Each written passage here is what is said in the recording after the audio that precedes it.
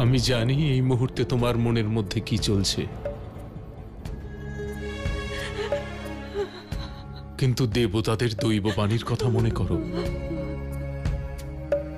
আমাদের এই অষ্টম সন্তানই কংসের বিনাশের কারণ হবে।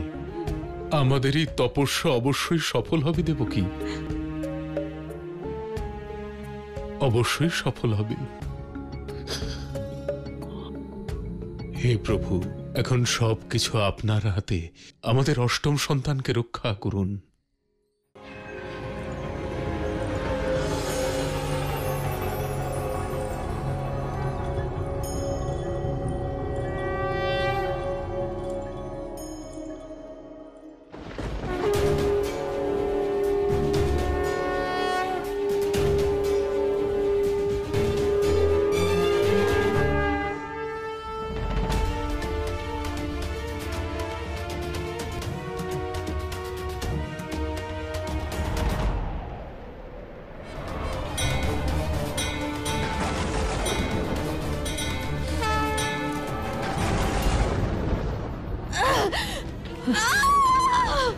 শান্ত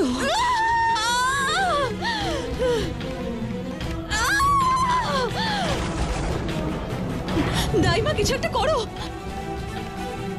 নন্দরাজ, সময় তো হয়ে গেছে, কিন্তু জানি না কেন ওনার এখনো পর্যন্ত প্রসব হয়নি।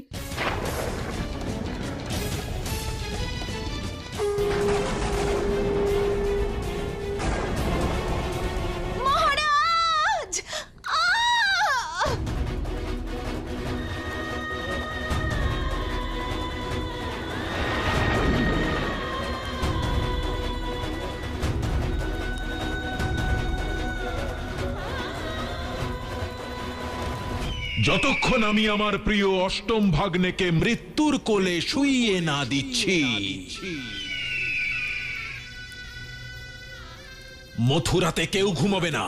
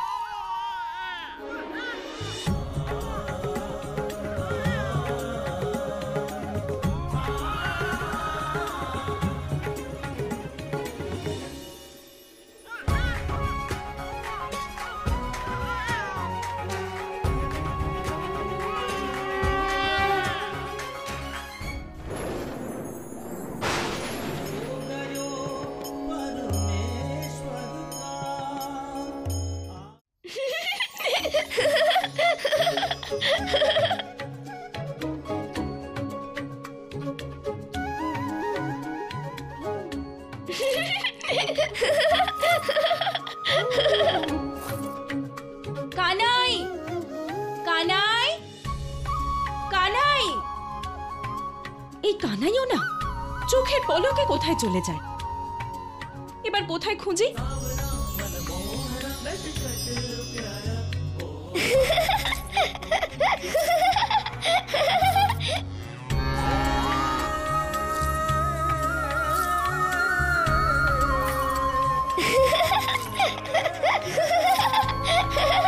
কানাই,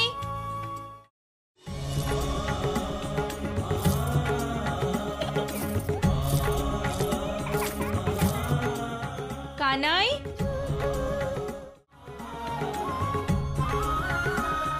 তুমি বিশ্বাস করবে না যশোদা, কিন্তু আমি তো কানাইকে সব জায়গাতেই দেখতে পাই।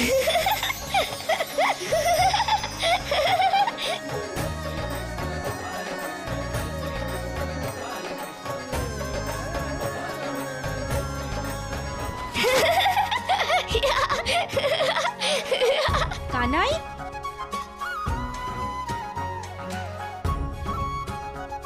কানাই,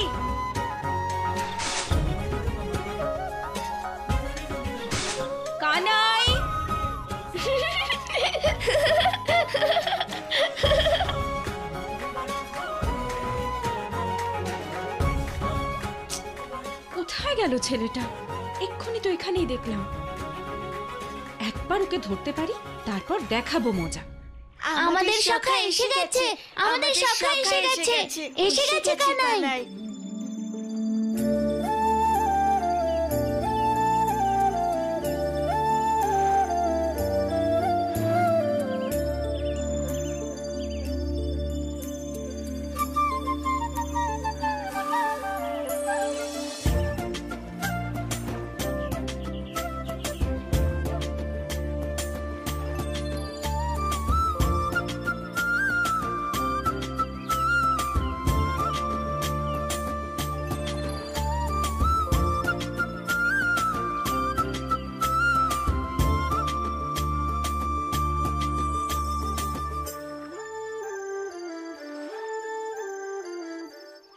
কানাই, আমরা তোর জন্য কখন থেকে অপেক্ষা করছি। তোর আসতে এত দেরি হলো কেন? সখা জীবক, আমি না, মা দেরি করিয়ে দিয়েছে।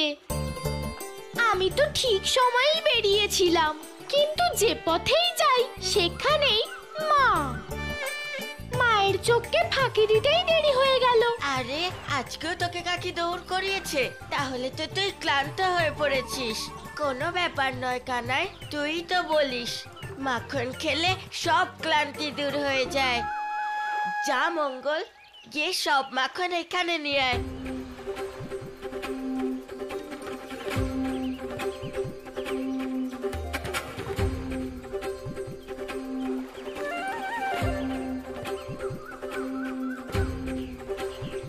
দেখো, তোমার জন্য আমি গোকুলবাসীদের গৃহ থেকে কতটা মাখন নিয়ে এসেছি। কানাই, তোর জন্য অপেক্ষা করতে করতে আমরাও ক্লান্ত হয়ে পড়েছি। তাড়াতাড়ি কর কানাই, আমাদের এই মাখন খেয়ে ক্লান্তি দূর করতে হবে। মধু, যাও গিয়ে পাতা আনো।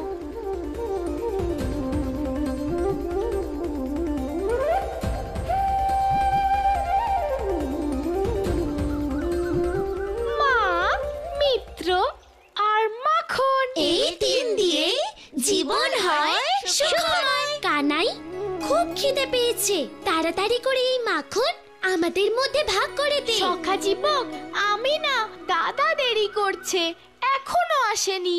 এই তো কানাই, আমি ওপরে।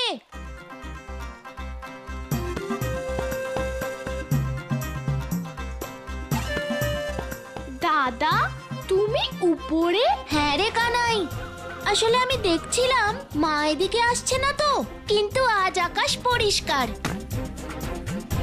তবে পরিষ্কার আকাশে সংকটের মেঘ ঘনিয়ে আসার আগেই তুই সবাইকে তাড়াতাড়ি মাখন ভাগ করে দে।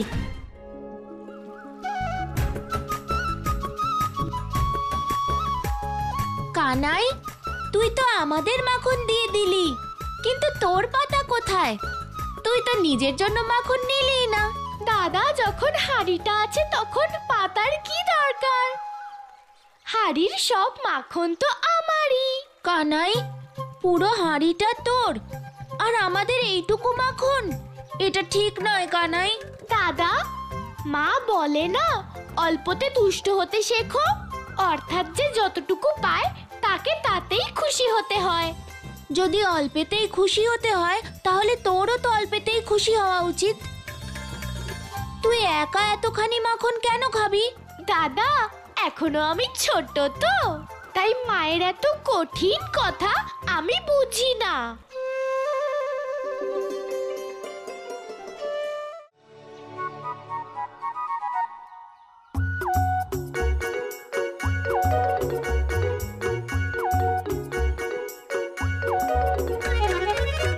সখারা, তোদের পিছনে কুল গাছ আছে আর আমার কাছে মাখন।